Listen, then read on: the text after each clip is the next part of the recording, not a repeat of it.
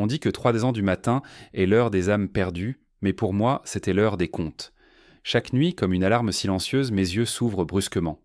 Pendant 3 heures, je fixe le plafond, immobile, sentant un poids glacial sur ma poitrine que personne n'arrivait à expliquer, jusqu'à ce que la vérité ne finisse par me glacer le sang.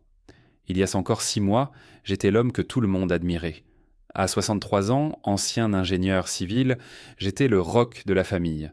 Ma femme, mes enfants, mes amis, tous voyaient en moi la réussite incarnée, la structure, la sécurité absolue. Je jouais mon rôle à la perfection. Les déjeuners tranquilles au bistrot, le golf le dimanche, cette petite fierté silencieuse d'avoir tout compris à la vie. J'avais cette image de l'homme qui ne tremble jamais, celui qui a bâti une retraite dorée brique par brique, mais derrière cette façade de béton, une vulnérabilité toxique grandissait. Je ne voulais pas juste être un bon père, je voulais être une légende pour mes enfants.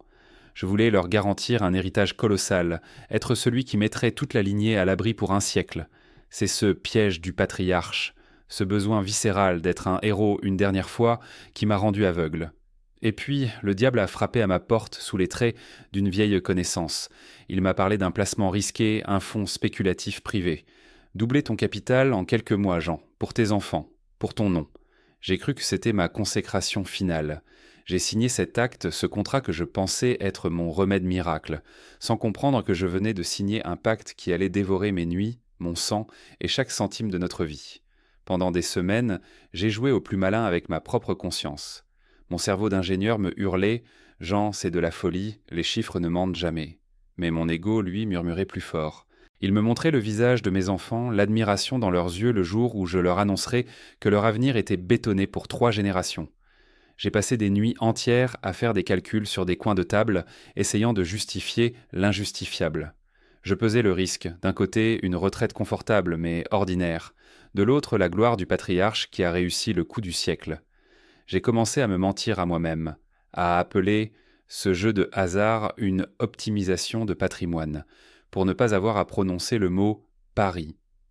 Je me disais que c'était mon dernier grand chantier, ma plus belle structure. Et puis, il y a eu ce mardi après-midi. Le soleil tapait sur mon bureau de chêne et le silence de la maison était presque pesant.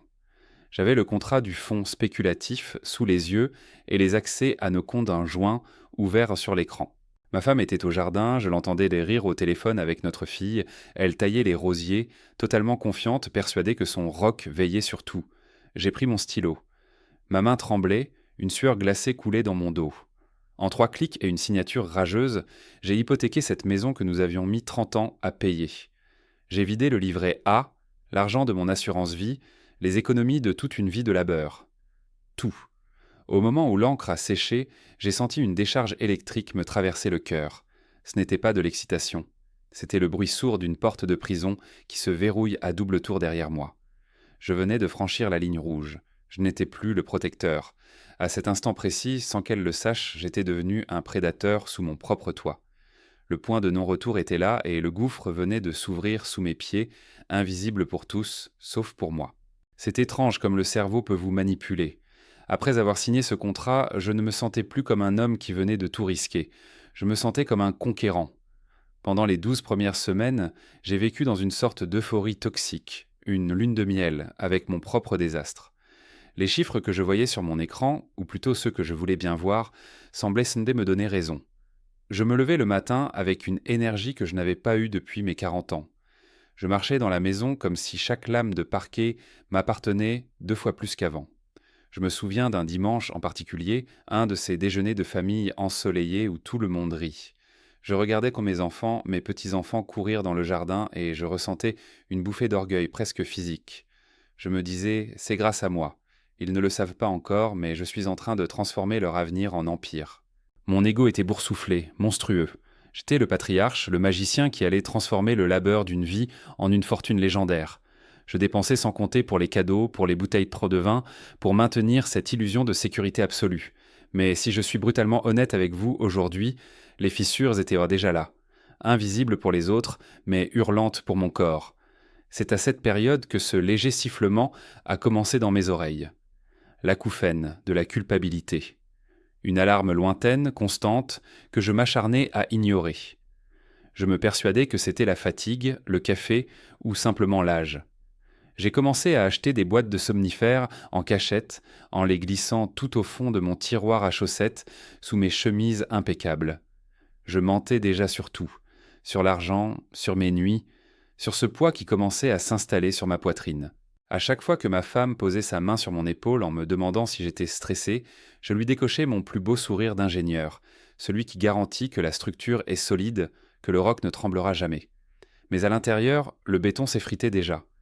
Écoutez-moi bien, parce que c'est ici que le piège est le plus mortel. Si vous vivez actuellement cette phase où tout semble trop parfait après avoir pris un risque insensé, méfiez-vous de votre propre calme. C'est le silence avant que les fondations ne s'effondrent. Avez-vous déjà porté un secret si lourd qu'il a fini par déformer votre propre reflet dans le miroir? Dites-le moi en commentaire. Est-ce que vous pensez que le poids finit par s'alléger, ou est-ce qu'on finit simplement par s'habituer au fardeau avant qu'il ne nous brise? La première fissure n'a pas fait de bruit. Elle est apparue sur mon écran d'ordinateur un mardi après-midi sous la forme d'un simple email. Le ton de mon ami, celui qui m'avait vendu ce rêve de patriarche, avait changé.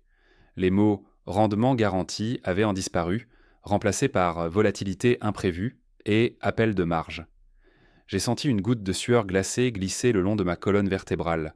Mon cerveau d'ingénieur, ce cerveau qui sait qu'une structure ne peut pas tenir si les fondations sont creuses, a immédiatement compris. Mais mon ego, lui, refusait de l'admettre. J'ai appelé Marc. Sa voix, autrefois si mielleuse et rassurante, était devenue sèche, presque agressive. « C'est le jeu, Jean. Si tu veux sauver ton capital, il faut réinjecter. Tout de suite. Sinon, on perd tout. » C'est là que l'aventure a cédé la place à une terreur pure et systémique. L'argent ne s'écoulait plus, il s'évaporait. J'étais comme un homme qui essaie de colmater une brèche dans un barrage avec ses mains nues. Les règles du jeu venaient quand même de se révéler dans toute leur cruauté. Je n'étais pas l'investisseur privilégié que je pensais être. J'étais juste le carburant qu'on jetait dans un brasier spéculatif. La tension dans la maison est devenue électrique. Chaque fois que ma femme ouvrait le courrier, j'avais le cœur qui manquait un battement. Chaque notification sur mon téléphone me faisait tressaillir. Je passais mes journées à déplacer des chiffres d'un compte à l'autre, à jongler avec les découverts, à habiller Pierre pour payer Paul. Je ne contrôlais plus rien. C'est l'investissement qui me contrôlait, qui me dévorait de l'intérieur. Le poids sur ma poitrine, celui qui me réveillait à 3 heures du matin, est passé de la gêne à la douleur sourde. Je me regardais dans la glace et je ne voyais plus le roc de la famille. Je voyais un étranger aux yeux rougis par le manque de sommeil, un imposteur qui souriait à table alors que, sous la nappe, ses mains ne s'arrêtaient plus de trembler.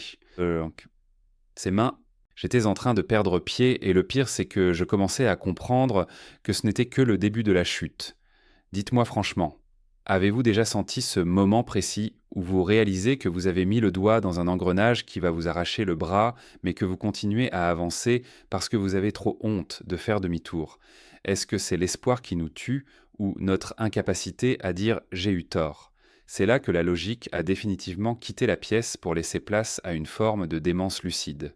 Au lieu de freiner, au lieu de hurler « j'ai tout gâché » pendant qu'il restait encore quelques débris à sauver, j'ai fait ce que font tous les hommes qui ont trop d'orgueil. J'ai doublé la mise.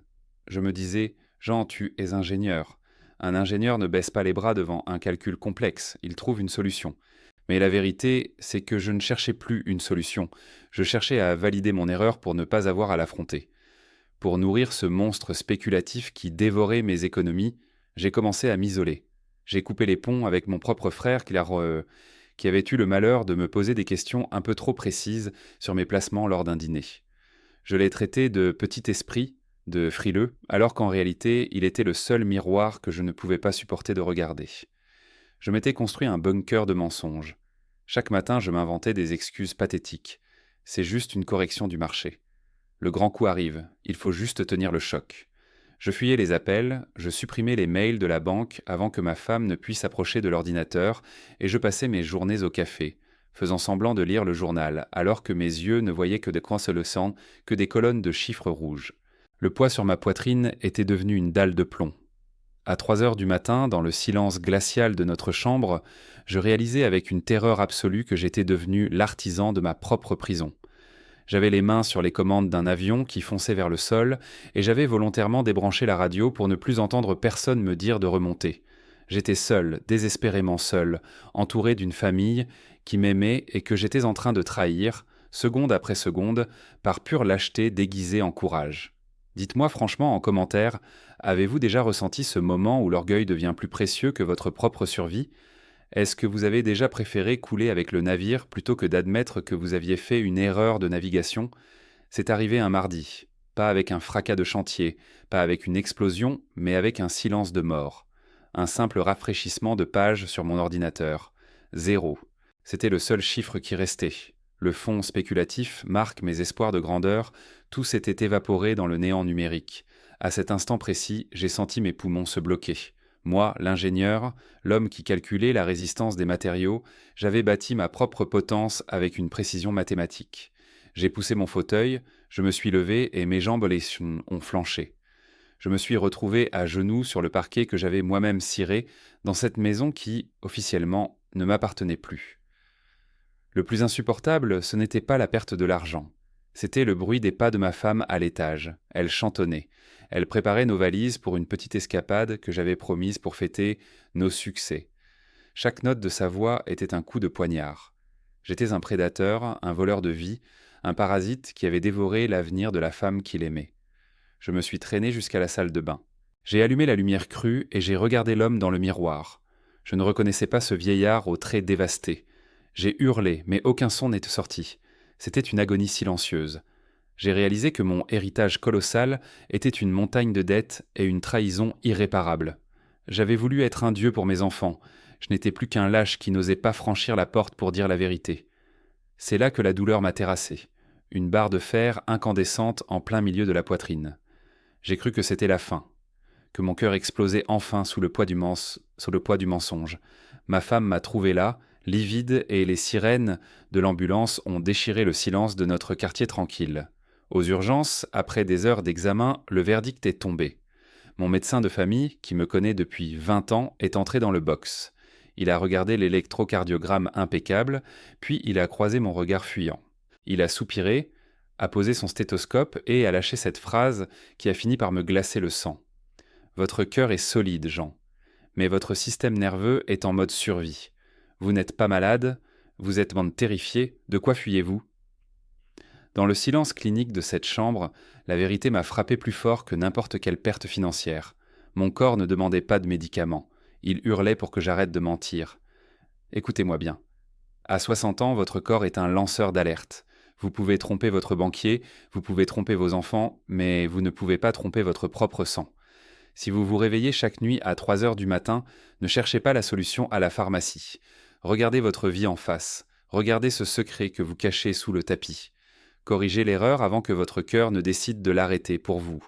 La vérité coûte horriblement cher, c'est vrai, mais c'est le seul luxe qui vous rendra enfin le sommeil.